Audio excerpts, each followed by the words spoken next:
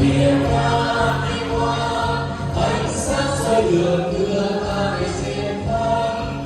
Tổ quốc độc lập tự do muôn năm, đất nước không quên chân lý mang theo tên người Việt Nam.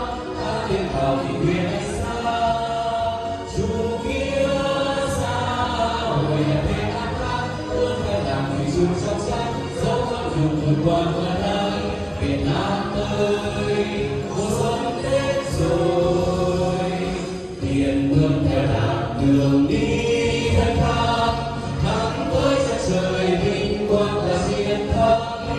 Hai cấp màu sắc tình yêu bao la, cùng một cái ca vang mãi trong tim ta đời đời. Việt Nam ta tin vào thì nguyện ánh sáng, chủ nghĩa xã hội Việt Nam bước theo đảng thủy chung trong sáng, dấu ấn đường vượt qua 10 năm. Việt Nam ơi, mùa xuân đến rồi.